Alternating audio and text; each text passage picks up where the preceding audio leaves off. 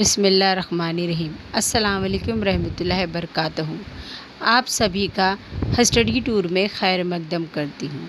آج ہم 9ویں جماعت کا 15واں سبق جانداروں میں حیاتی افعال کا حصہ اول پڑھیں گے۔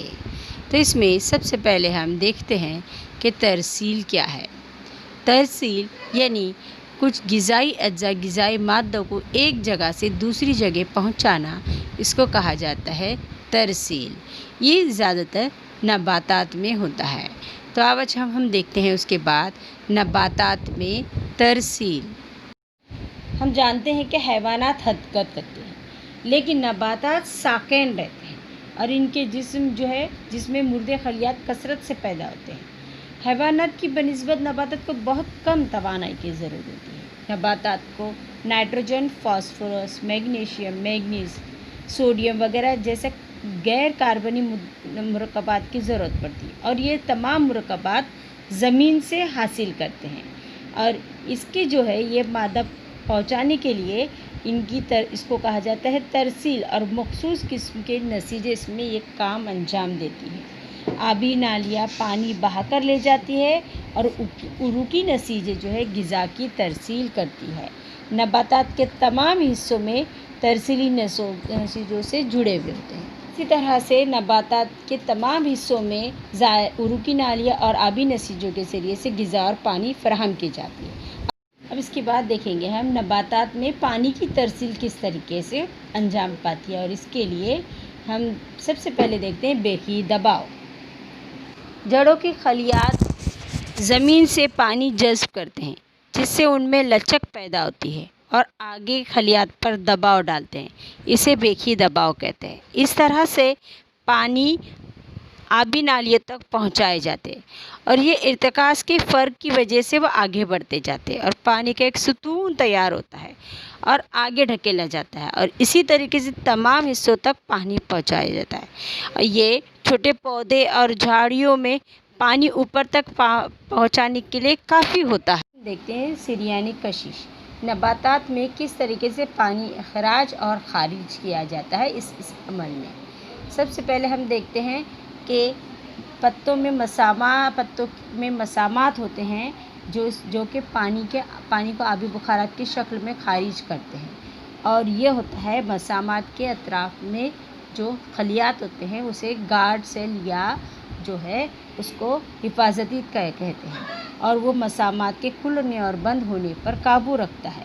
ان مسامات کے ذریعے سے سریانی کا عمل ہوتا ہے، اور پتوں کا پانی فضا میں خارج کیا جاتا ہے۔ ان پتوں کی خارج کی وجہ سے برآمدات میں پانی کا تناسب کم ہوتا جاتا ہے، اور اس کو معمول پہ لانے کے لیے آبی نالیوں کے ذریعے سے پانی جو جذب کیا جاتا ہے وہ تمام حصوں تک پہنچایا جاتا ہے، اور یہ عمل بیخی دباؤ کے وقت میں انجام پاتا جاتا ہے۔ دیکھتے ہیں نباتات میں غذا اور دوسرے مادوں کا نقل و حمل یا ترسیل۔ سب سے پہلے پتوں میں جو غذا تیار ہوتی ہے کہ امینو ایسڈ کو چھوڑ کر باقی ساری غذائیں پھل، جڑ اور تنے میں محفوظ ذخیرہ کیا جاتا ہے۔ یہ عمل عروقی نالیوں کے ذریعے سے افقی اور نیچے کی سمت میں ہوتا ہے۔ مادوں کی منتقلی سادہ طبعی عمل کے ذریعے سے انجام نہیں پاتی۔ یہ توانائی کی اس میں ضرورت ہوتی ہے، اور یہ توانائی ہم کو کہاں سے حاصل ہوتی ہے؟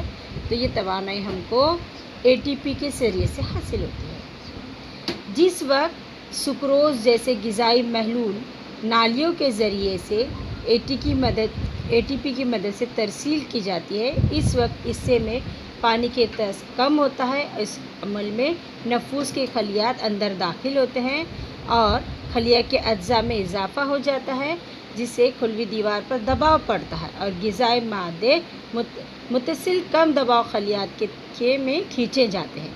یہ عمل نباتات کی ضرورت کے مطابق ہوتا ہے، اور عروقی نالیوں اس میں مدد کرتی ہے۔ اس طرح سے پھول آنے کے موسم میں جڑ میں جو ذخیرہ کیا جاتا ہے مادے یا شکر، یہ باقی موسم میں اس کا استعمال کیا جاتا ہے اور کلیوں میں پہنچایا جاتا ہے۔ اخراج کا عمل کس طریقے سے انجام پاتا ہے؟ جانداروں میں کئی بیکار اور خطرناک مادے یوریا، یورک ایسڈ، امونیا تیار ہوتے ہیں، اگر یہ جسم سے خارج نہ کر دیا جائے تو سنگین تکلیف ہو سکتی ہے اور موت بھی واقع ہو سکتی ہے۔ اور اس مزید ان کو خارج کرنے کے لیے مختلف اعضاء ہوتے ہیں حیوانات میں، اور اسی عمل کو کہا جاتا ہے عمل اخراج۔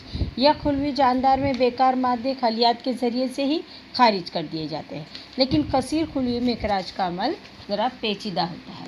نباتات میں اخراج کا عمل حیوانات میں اخراج کی بنسبت سادہ ہوتا ہے۔ نباتات میں بیکار مادوں کو خارج کرنے کے لیے مخصوص اعضاء نہیں ہوتے یا نظام نہیں ہوتا۔ نفوذ کے عمل کے ذریعے گیسیں مادے خارج کیے جاتے ہیں۔ نباتات میں کئی بیکار مادوں کو ان کے پتوں میں موجود خالیے، پھول، پھل، اسی طرح تنوں کی چھالوں میں ذخیرہ کیا جاتا ہے۔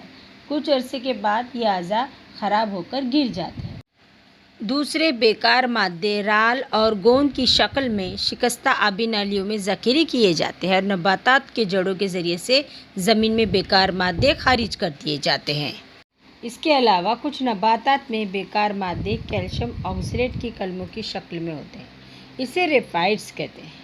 یہ سوئی کی شکل کے ہونے کی وجہ سے جلد پر چبھتے ہیں اور کھجلی ہوتی ہے۔ نباتات میں کچھ بیکار مادے انسانی کے لیے فائدہ مند بھی ہوتے ہیں، جیسے مثلاً ربر، گوند، رال وغیرہ، یہ سارے ہمارے لیے فائدہ مند ہے۔ تو ہم جانتے ہیں کہ ربر کے ذریعے سے ہم کتنی چیزیں استعمال کرتے ہیں، اور گوند بھی ہم غذا کے طور پر بھی اس کا استعمال کیا جاتا ہے۔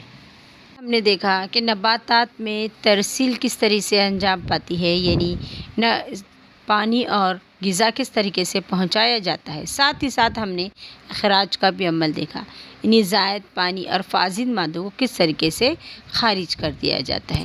اس طریقے سے ہم حصہ اول یہاں پر ختم کرتے ہیں۔ آپ تمام کا شکریہ۔